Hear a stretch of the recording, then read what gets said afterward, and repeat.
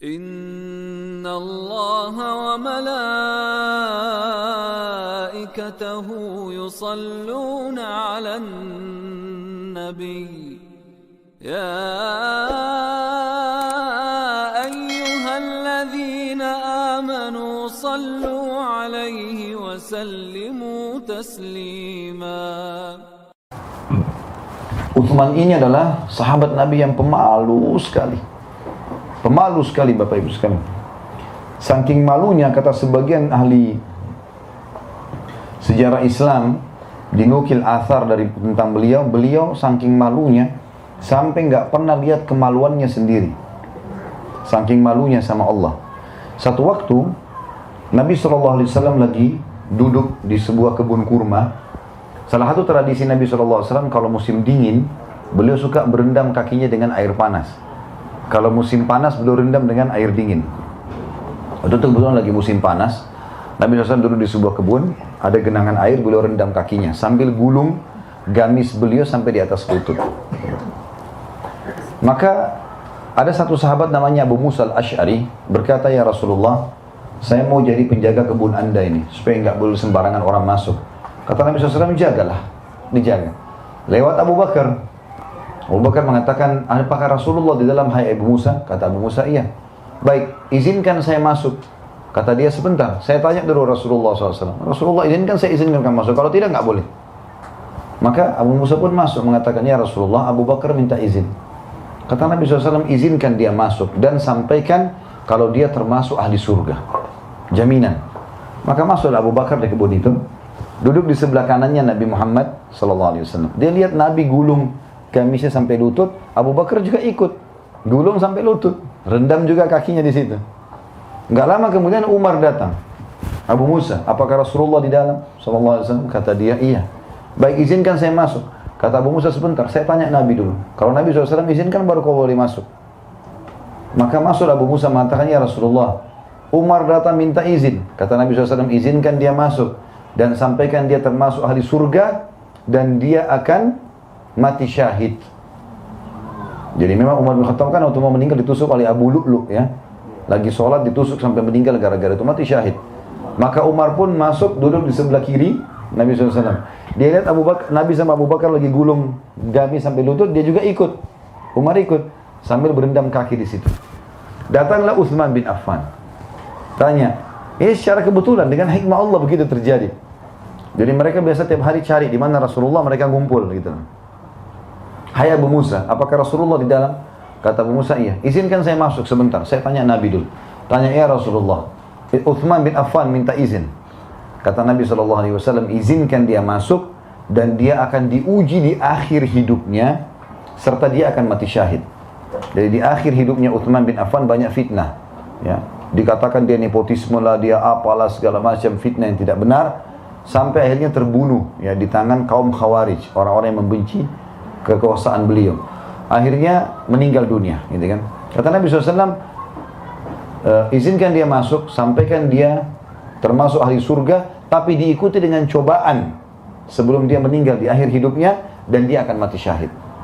Lalu kemudian masuklah Utsman bin Affan. Waktu Utsman bin Affan masuk di kebun itu, tiba-tiba Nabi SAW turunkan gamisnya.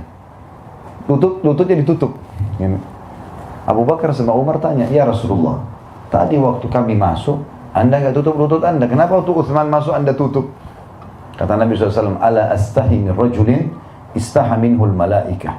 Tidakkah aku malu sama laki-laki yang malaikat aja malu dengan dia? Jadi Utsman bin Affan ini luar biasa, malaikat malu dengan dia. Kata ulama tadi, dia tidak pernah lihat kemaluannya sendiri, apalagi kemaluan orang lain. Saking hati-hatinya gitu ya. Seperti itulah. Utsman bin Affan juga ini termasuk orang satu-satunya dari umat ini, Bapak Ibu sekalian, yang dianjurkan kalau beliau masih hidup sekarang, maka berlaku hadis ini. Jadi ini berlaku di masa beliau hidup, ya. Kata Nabi SAW, "Hai muslimin, nikahkanlah anak perempuan kalian dengan Utsman." Nggak ada sahabat pun yang Nabi suruh nikahkan anaknya sama, semua kita ini umat Islam dapat perintah itu kalau Utsman masih hidup. "Hai muslimin, nikahkan anak kalian dengan Utsman bin Affan, karena saya tidak nikahkan dia dengan kedua anak perempuan saya kecuali karena wahyu dari langit. Allah yang suruh jadikan dia anak mantu." Gitu. Jadi saking luar biasanya. Baik, bicara masalah Utsman bin Affan Bapak Ibu sekalian dan berhubungan dengan masalah keyakinannya. Tadi kalau Abu Bakar masalah keyakinan kebenaran Al-Quran dan Sunnah. Kalau Umar tentang masalah ketegasannya ya dan keadilannya dalam kepemimpinan. Kalau Utsman ini dia lebih banyak kepada kedermawanan. Dermawan sekali orangnya, royal di jalan Allah. Pernah satu waktu Bapak Ibu sekalian, Nabi SAW memerintahkan sahabat untuk mengumpulkan bantuan dan sumbangan jihad waktu mau perang Tabuk. Perang Tabuk ini terjadi di akhir tahun 8 Hijriah, sebelum Haji Wada, melawan kerajaan Romawi. Tabuk sekarang masuk wilayah Saudi, tapi dulu di zaman Nabi SAW itu adalah wilayah kekuasaan Romawi. Rajanya waktu itu Heraklius, ya, Herakl. Dalam bahasa Arab dikatakan Herakl. Dia sudah tahu Nabi SAW dan dia seorang pendeta. Bahkan Herakl ini pernah dulu masuk Islam, lalu kemudian dia murtad kembali. Nabi SAW bentuk pasukan untuk menyerang Tabuk waktu itu, dan beliau suruh sahabat, ayo menyumbang jihad. Banyak sekali orang mau pergi, waktu itu 30.000 orang. Dan ada banyak di antara mereka yang tidak punya harta, tidak punya tunggangan, mau pergi ikut perang. Bagaimana caranya? Maka kata Nabi SAW, jihad, kumpullah harta kalian. Datanglah Utsman bin Affan lalu berkata, ya Rasulullah, saya akan menyumbang 100 ekor unta, 100 ekor kuda, lengkap dengan semua perlengkapannya. Baju perangnya, topi besinya, pedangnya, perisainya, makanannya, dan kudanya juga kuda-kuda perang. Mujahidnya tinggal naik. Kalau kita sekarang satu tank, siap semua dengan peralatan-peralatannya. Saya sumbang 100 ekor kuda, lengkap dengan semuanya. Kata Nabi SAW, bagus yang kau lakukan, hai Utsman. Lalu kata Nabi SAW, siapa lagi yang mau menyumbang? Utsman pikir tadi sudah cukup, ternyata masih kurang. Kata Nabi SAW, kata Utsman bin Affan, ya Rasulullah, saya nyumbang lagi 100 ekor kuda, lengkap dengan perlengkapannya, sudah 200. Kata Nabi SAW, bagus yang kamu lakukan, hai Utsman. Siapa lagi yang mau menyumbang? Utsman ini saking luar cintanya dengan sedekah, sampai begitu dia dengar siapa lagi mau nyumbang, dia nggak biarkan sahabat nyebut. Saya Rasulullah, kalau gitu 300 ekor unta, 100 ekor lagi saya kasih, lengkap dengan semuanya. 100 ekor kuda ini nggak gampang ya. Mungkin teman-teman di sini kalau pernah beli kuda tahu nilainya itu mahal sekali. Apalagi kalau kuda yang biasa dilatih, yang sudah dilatih berperang atau untuk tanding, itu miliaran harganya, mahal sekali gitu kan. Ini 100 ekor dikasih cuma-cuma, mujahid boleh pakai, pulang pun perang menang untuk mereka sudah, cuma-cuma. Kata Nabi SAW, bagus yang kamu lakukan Utsman. Siapa lagi mau menyumbang? Nabi terus masih tanya, ya Rasulullah, saya sumbang lagi 100, udah 400, terus sampai sudah 9 kali, udah 900 ekor nih. Lalu kata Nabi SAW, siapa lagi yang mau menyumbang? Kata Utsman, ya Rasulullah, kuda saya tinggal 90, tidak ada lagi nih, tinggal ini saja. Saya akan genapkan dengan 10 ekor unta, biar jadi 1000. Kata Nabi SAW, bagus, sumbanglah. Sumbang. Kata Nabi SAW, setelah itu, tidak ada yang bisa menghalangi Utsman masuk ke surga setelah apa yang dia lakukan pada hari ini. Lalu Nabi bilang, waktu itu kebetulan mujahid pada mau pergi nih, kan butuh air, isi kendi-kendi. Ada satu sumur punyanya orang Yahudi. Sumur ini oleh Yahudi, dia tahu umat Islam butuh, dimahalin, dijual airnya.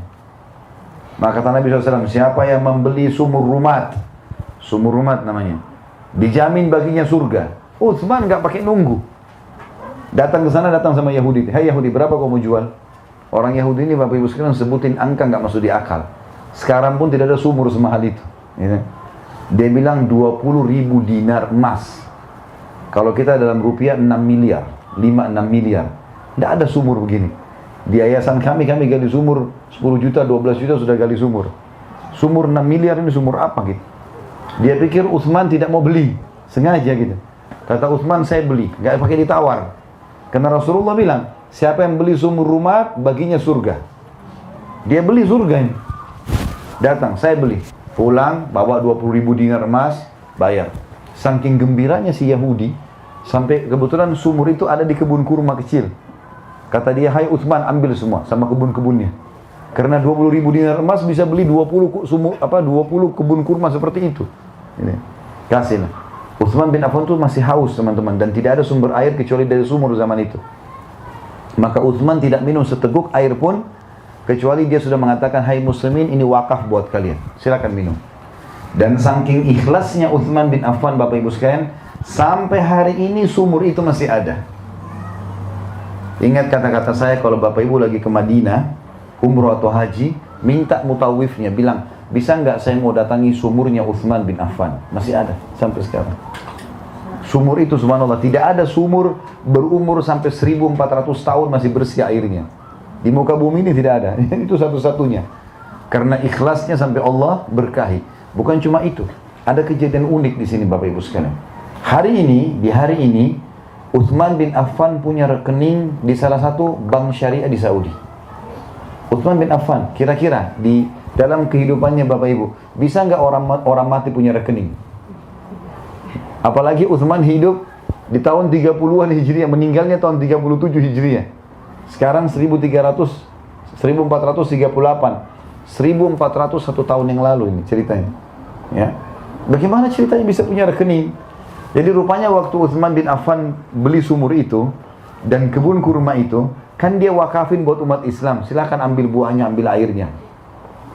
Rupanya Utsman bin Affan merawat kebun itu, ditambah pohon-pohon kurmanya, dikasih bibit-bibit yang bagus, dipekerjakan orang situ, sehingga lebih banyak hasil kurmanya. Dan setiap hari setiap saat disedekahkan sama dia. Air boleh diambil, kurma boleh diambil. Waktu Utsman bin Affan mati, Ali bin Abi Thalib memasukkan dalam program pemerintah. Kebun Utsman diurus. Setengah hasil kebun kurma dikasih ke keluarganya Utsman, setengah lagi diwakafin untuk Utsman. Artinya dijual lalu kemudian diberi, disodakahkan lagi buat orang lain, gitu ya. Atau ada juga yang disodakahkan dikasih cuma-cuma atas nama Utsman bin Affan. Khusus kurmanya, air sumurnya nggak ada masalah. Saya pernah lewatin sumurnya, bahkan pagarnya terbuka malam, orang bisa datang. Setiap saat bisa ambil air kalau mau minum ya.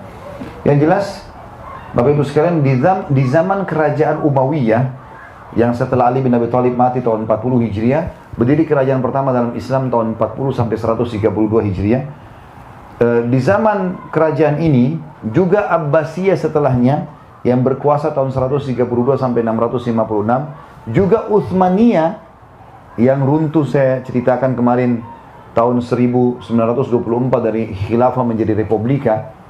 Dan sampai sekarang kerajaan Saudi, kebun kurma itu masih dirawat. Dan uniknya, kebun kurma itu, kalau saya tidak salah ini ya, ini seingat saya, setengahnya masih dikasih kepada ahli waris. Ada juga kalau tidak salah saya dengar cerita, bahkan semuanya sudah tidak dikasih ahli waris. Semua hasil kebun kurma itu diwakafkan buat Utsman bin Affan. Tapi program pemerintah, jadi pemerintah yang rawat kebun itu, hasilnya berapapun, diwakafin buat Utsman bin Affan. Apa yang dilakukan? Dibukakan rekening atas nama Utsman, walaupun orangnya sudah mati, oleh pemerintah Saudi. Semua hasil kurma itu ditaruh di rekeningnya. Dan sekarang ada jumlahnya miliaran real. Jumlahnya besar sekali. Ya, saya tidak salah jutaan atau sampai sudah 1 miliar real. Besar sekali jumlah uang itu. Dan sekarang pemerintah Saudi membeli tanah yang ada di dekat Masjid Nabawi. Subhanallah, itu dulu rumahnya Utsman bin Affan. Dulu dibeli dari uang itu.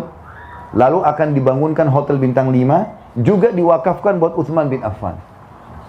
Lihat bagaimana berkahnya sedekah itu kalau ikhlas karena Allah. Sampai 1400 tahun masih berlaku. Bahkan sampai dia sudah meninggal orangnya, miliaran masih berjalan. Padahal bukan perusahaan ini.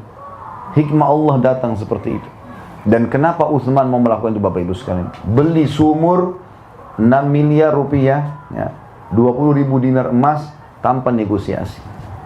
Dan dia tahu, yakin, Nabi SAW bersabda tidak akan berkurang harta seorang hamba karena sedekah. Dan Bapak Ibu saya sarankan nonton ceramah kami di YouTube, judulnya Saudaraku inilah rahasia rezekimu. Dengarkan itu, saya jelaskan manfaat orang bersedekah. Kalau Bapak Ibu mau kaya, sedekah. Royal di jalan Allah, jangan perhitungan. Jangan cuma tahu kasih $1, $2, $5 terus, ya. Sumbang yang besar, gitu kan. Kalau di Indonesia saya bilang Bapak Ibu jangan 2.000 terus, ya. Pakai yang besar-besar, keluarin. Karena ini di jalan Allah. Allah sudah janjikan melalui lisan Nabi Muhammad SAW, mana qasamalun min sadaqah. Tidak berkurang harta seorang hamba karena sadaqah.